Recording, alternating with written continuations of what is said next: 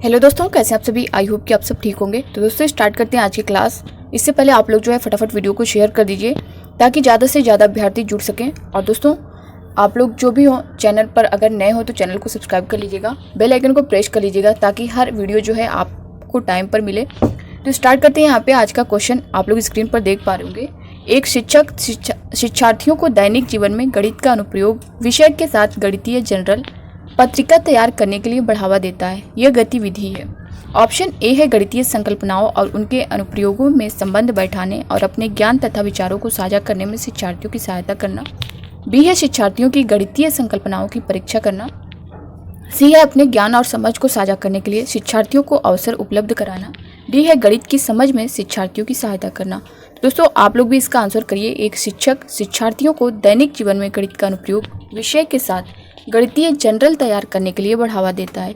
यह गतिविधि है, ये आपको बताना है। तो दोस्तों ये गतिविधि जो है ये गणितीय संकल्पनाओं और उनके अनुप्रयोगों में संबंध बैठाने और अपने ज्ञान तथा विचारों को साझा करने में शिक्षार्थियों की सहायता करना है।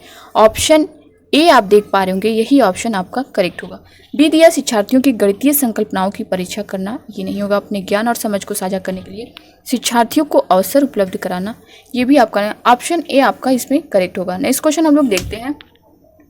एक बच्चा संख्याओं, संक्रियाओं और संकेतों, घड़ी के दो कांटों, विभिन्न सिक्कों आदि में अंतर करने में कठिनाई प्रदर्शित करता है। इसका निहितार्थ है कि जो विशिष्ट बाधाएं उसके सीखने को प्रभावित कर रही हैं वे हैं। ऑप्शन ए है कमजोर गतिक कौशल, पढ़ना और लिखना कौशल। बी है कमजोर शाब्दिक, चाक्षुष, श्रव्य और कार्यकारी स्मृति।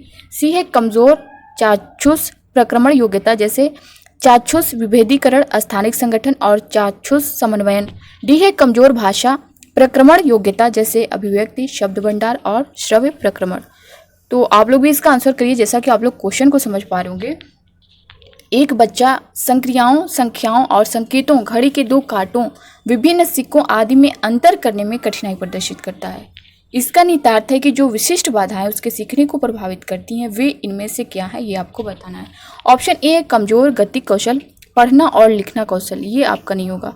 बी है कमजोर शाब्दिक, चाक्षुष, श्रव्य और कार्यकारी स्मृति, ये भी नहीं होगा। सी है कमजोर चाक्षुष प्रक्रमण योग्यता, जैसे चाक्षुष विभेदीकरण, स्थानिक संगठन और चाक्षुष समन्वयन। ये दोस्तों सी वाला ऑप्शन जो है यही आपका करेक्ट आंसर होगा इसमें। अगला क्वेश्चन हम लोग देखते हैं। और दोस्तों ये सारे क्वेश्चन आपके दिसंबर 2022 में पूछे गए हैं। उन सारे शिफ्टों को पेपर को मैं सॉल्व करवा रही हूँ, तो आप लोग हर क्वेश्चन पर ध्यान दीजिएगा क्योंकि ये सारे क्वेश्चन जो है आपको सीधे सीधे जो है पेपर में देखने को मिलेंगे। अगला क्वेश्चन आप लोग देख पा रहे होंगे। राष्ट्रीय पाठ्यचर्या की रूपरेखा 2005 अधिगम के रचनावादी उपागम पर बल देती है क्योंकि वह किस पर केंद्र है। ऑप्शन ए है शिक्षक द्वारा प्रभावी व्याख्यान और अनुदेशन। बी है परिभाषाओं और सूत्रों को याद करने। सी है नियमित गृह कार्य जमा कराने। डी है गतिविधियों में शामिल करते हुए शिक्षार्थियों की सक्रिय भागीदारिता। क्वेश्चन है राष्ट्रीय पाठ्यचर्या की रूपरेखा 2005 अधिगम की रचनावादी उपागम पर बल देती है क्योंकि वह किस पर केंद्रित है, ये आपको बताना है। शिक्षक द्वारा प्रभावी व्याख्यान और अनुदेशन, इस पर नहीं है। परिभाषाओं और सूत्रों को याद करने, इस पर तो बिल्कुल भी नहीं। नियमित गृह कार्य जमा करना, नहीं। गतिविधियों में शामिल करते हुए शिक्षार्थियों की सक्रिय भागीदारी, दोस्तों ये आपका पॉजिटिव वर्ड है। ऑप्शन डी यही आपका करेक्ट आंसर होगा। नेक्स्ट क्वेश्चन देखते हैं। राष्ट्रीय पाठ्यचर्या की रूपरेखा 2005 में यह उल्लेख किया गया है कि गणित शिक्षण महत्वाकांक्षी, सुसंगत और महत्वपूर्ण होना चाहिए। यहाँ महत्वाकांक्षी से तात्पर्य निम्नलिखित में से किसकी उपलब्धि है। ऑप्शन ए है गणित के संकीर्ण उद्देश्यों या लक्ष्यों की। बी है गणित को अन्य विषयों से जोड़ने की। सी है गणित के अनुप्रयोग की। डी है गणित के उच्च उद्देश्यों की। तो इसका करेक्ट आंसर क्या होगा, जैसा कि क्वेश्चन में पूछा है कि यहाँ महत्वाकांक्षी से तात्पर्य निम्नलिखित में से किसकी उपलब्धि है, ये आपको बताना है। पहला है गणित के संकीर्ण उद्देश्यों या लक्ष्यों की, ये नहीं होगा। गणित को अन्य विषय से जोड़ने की, ये भी नहीं होगा। गणित के अनुप्रयोग की, ये भी नहीं होगा। गणित के उच्च उद्देश्यों यानी लक्ष्यों की। ऑप्शन डी आप देख पा रहे होंगे, यही आपका करेक्ट आंसर होगा। नेक्स्ट क्वेश्चन देखेंगे। कक्षा सेकेंड से सम संख्या और विषम संख्या की संकल्पना का परिचय मूर्त यानी प्रत्यक्ष वस्तुओं की दी गई संख्या के साथ युगलन के क्रियाकलाप द्वारा किया गया है। इसके पश्चात शिक्षिका ने छात्रों से यह जांच करने के लिए कहा है कि वे यह देखें कि फर्स्ट दिया है रंगों की डिब्बों में क्रियानों की कुल संख्या सम है अथवा विषम। सेकंड दिया है उनकी गणित की कॉपी में कागजों पेजों की संख्या सम है अथवा विषम। क्रियानों पेजों की सम तथा विषम संख्या ज्ञात करने का यह कार्य ऑप्शन ए है अधिगम के लिए मूल्यांकन है, बी है अधिगम के रूप में मूल्यांकन है, सी है अधिगम के अंत में मूल्यांकन है, डी है अधिगम का मूल्यांकन है। तो दोस्तों जैसा कि आप लोग इस क्वेश्चन को समझ पा रहे होंगे, फर्स्ट में क्या दिया है, रंगों के डिब्बों में क्रियानों की कुल संख्या सम है अथवा विषम। सेकंड में दिया उनके गणित की कॉपी में कागजों की संख्या सम है अथवा सम। तो इसमें जो करेक्ट आंसर होगा दोस्तों ऑप्शन ए अधिगम के लिए मूल्यांकन, यही आपका करेक्ट आंसर होगा। ऑप्शन फर्स्ट वाला ये क्या है, अधिगम के लिए ये कार्य जो है अधिगम के लिए मूल्यांकन है, ऑप्शन ए आपका करेक्ट आंसर होगा इसमें। अगला क्वेश्चन देखेंगे, नीचे दिए गए चित्र में कुल कितने आयत हैं, उपरोक्त प्रश्न जांच कर रहा है। तो आप लोग चित्र को देख पा रहे होंगे, इसमें जो है दोस्तों ये बताना है कि जैसा क्वेश्चन में दिया है, नीचे दिए गए चित्र में कुल कितने आयत हैं, उपरोक्त प्रश्न जांच कर रहा है। ये किसकी जांच कर रहा है? ऑप्शन ए है शिक्षार्थी के ज्ञान की, बी है शिक्षार्थी की समझ या बोधगम्यता की, सी है शिक्षार्थी की सृजनता की और डी है शिक्षार्थी के याद करने की शक्ति की।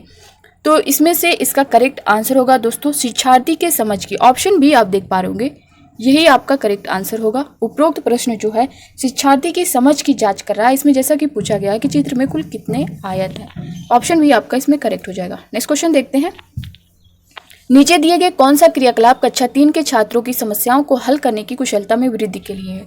ऑप्शन ए है कोई वर्ग पहेली जिसमें सीखे गए सभी मुख्य पदों जैसे सम संख्या, विषम संख्या, भाज्य संख्या, अभाज्य संख्या आदि के संकेत या सुराग दिए गए हों। बी है कोई सामूहिक परियोजना प्राथमिक कक्षाओं के छात्रों को समान रूप से 4 सदनों स्कूल की सदन प्रणाली में किस प्रकार विभाजित किया जाए ताकि हर सदन में खेल, कला, सांस्कृतिक और शैक्षिक क्रियाकलाप के प्रतिभाशाली छात्र हों। सी है कक्षा में संख्या और परिचालन विषय पर अंतरावर्ग पहेली प्रतियोगिता आयोजित करना। डी है कोई कार्यपत्रक जिसमें 4 मूल प्रचलनों पर समस्याएं जैसे ज्ञात कीजिए 25 × 34 और 451/11 आदि दी गई है। तो इसमें जैसा कि क्वेश्चन आप समझ पा रहे होंगे कि नीचे दिए गए कौन सा क्रियाकलाप कक्षा 3 के छात्रों की समस्याओं को हल करने की कुशलता में वृद्धि के लिए है, ये आपको बताना है। ठीक है, तो ऑप्शन पहला है कोई वर्ग पहेली जिसमें सीखे गए सभी मुख्य पदों जैसी सम संख्या, विषम संख्या, भाज्य संख्या, अभाज्य संख्या आदि संकेत सुराग दिए गए हों। ये इसको अभी हम लोग देख लेते हैं।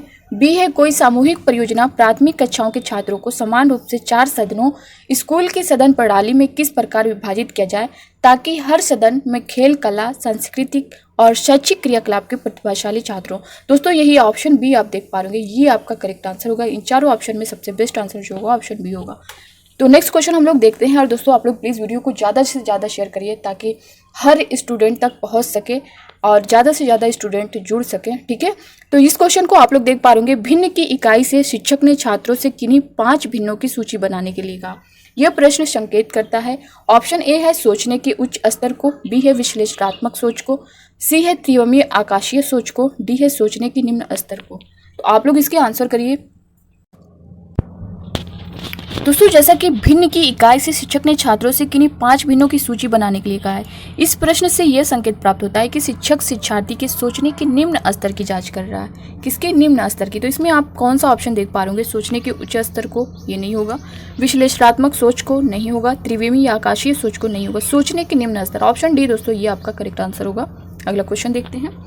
किसी अभ्यास में प्रश्न था पी, क्यू तथा आर एस रेखाखंडों की लंबाई मापिए। बच्चे ने उत्तर दिया ए बी की लंबाई equal to 5 centimetre, A B की लंबाई इक्वल टू 3 सेंटीमीटर। ये संकेत करता है ऑप्शन ए है संकल्पनात्मक त्रुटि को, बी है कार्यविधिक त्रुटि को, सी है रेखाखंड का नाम ए बी लिखने की आदत के कारण त्रुटि को, डी है पढ़ने की त्रुटि को। दोस्तों आप लोग भी इसका आंसर करिए और दोस्तों आप लोग जो है CDP EVS इन सारे क्लासेस को देखते रहिए, काफ़ी इंपॉर्टेंट है। जैसे EVS की बात करें तो दोस्तों अगर आप EVS यहाँ से पूरा कवर कर लेते हैं, आप डेली जो है क्लास ले पा रहे हैं या देख लेते हैं, तो दोस्तों देखिए EVS में आप जो है ना पूरा 30 में 30 स्कोर कर लेंगे। और जो 2021 का सारा क्वेश्चन था उसको मैंने सॉल्व करवाया है। और जो है NCERT का पूरा पेज है, यानी क्लास 3rd 4th 5th की जो NCERT है आप वहाँ से देख सकते हैं। प्लेलिस्ट में फोल्डर है NCERT बुक के नाम से, आप वहाँ पे क्लास 3rd 4th 5th की पूरी NCERT की बुक पढ़ सकते हैं।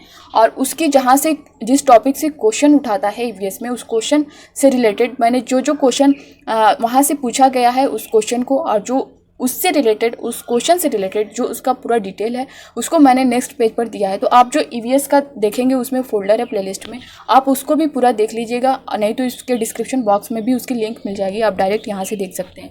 तो आप लोग सारी क्लासेस लीजिए। और दोस्तों अगर आप ये पूरा प्रीवियस ईयर क्वेश्चन कर लेते हैं 2021 वाला, 2022 का जो 23-24 शिफ्टों में पूरा हुआ है, तो दोस्तों देखिए मैं पूरे यकीन से कह सकती हूँ आपको क्वालिफाई करने से कोई रोक नहीं पाएगा। तो आप थोड़ा मेहनत करिए, प्रीवियस ईयर क्वेश्चन जितने हैं उसको सॉल्व कर लीजिए। और बाकी जो है दिसंबर 2022 के लिए बहुत सारे अभ्यर्थी कमेंट कर रहे थे, तो इसको मैं सॉल्व करवा रही हूँ। सारे क्वेश्चन जो है दिसंबर 2022 के शिफ्टों में पूछे गए हैं, तो आप इनको सॉल्व करते हुए चाहिए।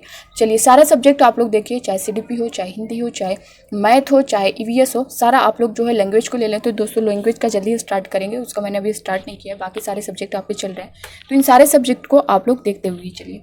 इसका जो दोस्तों करेक्ट आंसर होगा, जैसा कि प्रश्न में है, रेखाखंड PQ तथा RS दिया है, लेकिन बच्चे की आदत होने के कारण उसने PQ RS न बोलकर उसे भी AB का नाम दिया है। तो ऑप्शन C आप देख पा रहे होंगे, रेखाखंड का नाम AB लिखने की आदत के कारण त्रुटि को, ये C वाला ऑप्शन आपका करेक्ट हो जाएगा। अगला क्वेश्चन देखेंगे। शिक्षिका ने कक्षा 5 से समाचार पत्र वितरित करके छात्रों से सबसे बाद के मैच में भारतीय टीम के खिलाड़ियों के क्रिकेट के स्कोर को पढ़ने के लिए कहा। इसके पश्चात उसने छात्रों से इन स्कोरों का दंड ग्राफ खींचने के लिए कहा। यह शिक्षिका प्रयास कर रही थी। ऑप्शन ए है छात्रों की वास्तविक जीवन और गणितीय संकल्पनाओं के बीच संबंध जानने में सहायता करने की। बी है परियोजना उपागमन द्वारा छात्रों को शिक्षा देने की। सी है कक्षा को आनंदमय एवं अभिव्यक्तिशील बनाने की। डी है छात्रों की तार्किक क्षमता में वृद्धि करने की। जैसा कि इस क्वेश्चन को आप लोग समझ पा रहे होंगे कि क्वेश्चन में दिया है, शिक्षिका ने कक्षा 5 के समाचार पत्र वितरित करके छात्रों से सबसे बाद के मैच में भारतीय टीम के खिलाड़ियों के क्रिकेट के स्कोर को पढ़ने के लिए कहा। इसके पश्चात उसने छात्रों से इन स्कोरों का दंड ग्राफ खींचने के लिए कहा। यह शिक्षिका प्रयास कर रही है, किसका कर रही थी? ऑप्शन है छात्रों की वास्तविक जीवन और गणितीय संकल्पनाओं के बीच संबंध जानने में सहायता करने की। ऑप्शन ए दोस्तों यही आपका करेक्ट आंसर होगा। तो दोस्तों ये थे आज के टोटल क्वेश्चन, और आप लोगों को कैसे लगे कमेंट बॉक्स में कमेंट करके ज़रूर बताइएगा। इन सारे क्वेश्चन में आप कितना करेक्ट कर पाए ये भी बताइएगा। तो दोस्तों मिलते हैं अब नेक्स्ट वीडियो में, तब तक के लिए बाय बाय, टेक केयर, खुश रहिए, पढ़ते रहिए। Thank you.